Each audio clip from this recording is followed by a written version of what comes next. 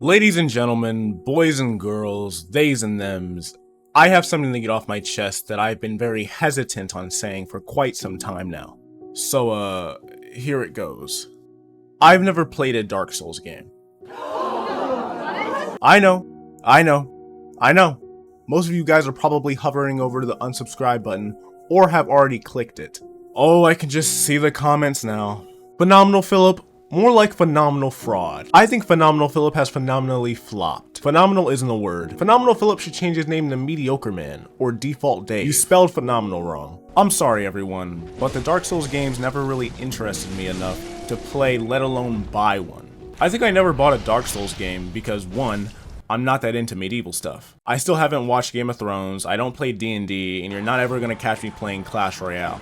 I mean, it's just not gonna happen. I mean, the closest thing I've gotten to an RPG adventure game is something like Zelda or God of War. You know, it isn't too RPG, but it has some obvious RPG elements. And 2, whenever I ask someone if I should get a Souls game, they always go into some weird PTSD flashback state and yap about how hard these games are. But they also talked about how memorable these games are. And after hearing about all the hype about From Software's latest game, Elden Ring, I thought I'd finally give a Souls-like game a try. And you wanna know what I think about it? I think this game gets better and better the more you play it. Right out of the gate, you customize and name your character, spawn in and go, wow, this game's pretty cool. Then fight one of the hardest bosses ever made, and die. Then out of nowhere, it's Breath of the Wild. You wake up, do the tutorial, fight another one of the hardest bosses in the entire game, you make it out of the tomb, and boom, Dark Souls Breath of the Wild edition. Except don't go anywhere where you'll get one shot killed.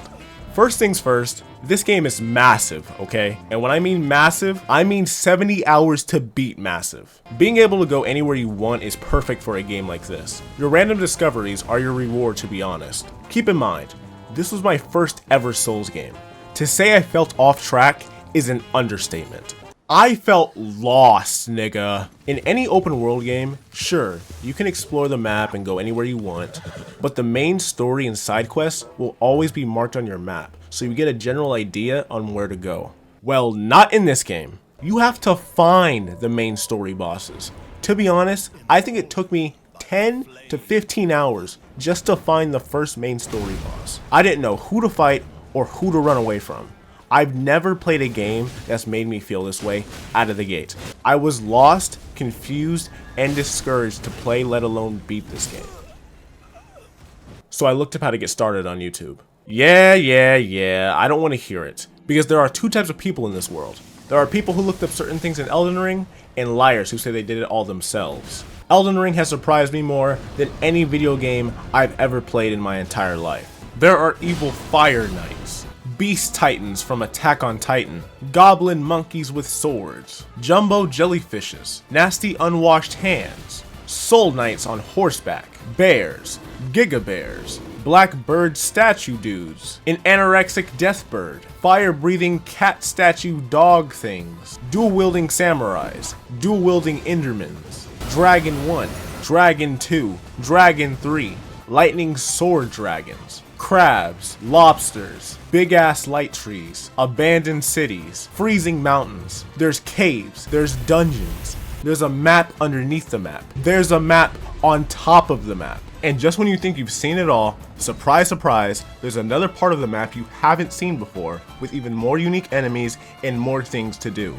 And with the exploration and detail that went into the different settings and enemies alone, this game is a 6 out of 6. It is just phenomenal. But it certainly has its moments. What? I literally rolled! Are you serious? He has a crossbow. Yeah, this is fair. Yeah, okay. Yeah, alright. A rat. Really? A fucking rat? Wow. How do you dodge that? How do you dodge a missile? This bear is giving me back shots. This bear is literally giving me back shots. No way. Excuse me? Excuse me? They're jumping me. They're jumping me. They're jumping me. They're jumping me. Oh, skill issue. Oh, skill issue. Oh, skill issue. Oh, thank you, Elden Ring. Thank you. I really appreciate it. Thank you, Elden Ring. Thank you. Thank you so much. Thanks. Thank you. A lot of problems I have with this game aren't because of this game. I have problems with the team that made this game. Exhibit A. Obnoxious checkpoints. Come on now. Do I need to say anything else? From Software loves making you do a David Goggins ass marathon just to get back to the boss fight you just died to. I'm okay with you putting me with a sadistic evil boss that's barely beatable, but spawning me to another continent just to run back and fight the boss I just died to is a little much. It's like bullying a fat kid. He already has enough on his plate. Another problem I have is with runes and how you build your character. My objective was to make my character as strong and as dumb as possible. But the problem with that is that I was restricted to use a lot of the weapons in my inventory. In other open world games, once you find a cool item, you use it, just like that. And all you really have to do is upgrade your weapon. Elden Ring is a little different. You see, the problem with the randomness of Elden Ring is that you'll never know what you're gonna get, which means you can spend an hour in a dungeon and spend another hour fighting an annoying ass boss just to be rewarded with a weapon you can't even use to its full potential because your stats lack the requirements. Well, I mean, you can use the weapon and do 1, 5, maybe even 10 damage to enemies and make it hard on yourself, or you can just one-shot enemies with the weapons that complement your build. In my case, it's the sword from Berserk. Hey Philip, why not just upgrade the weapons you found? No big deal.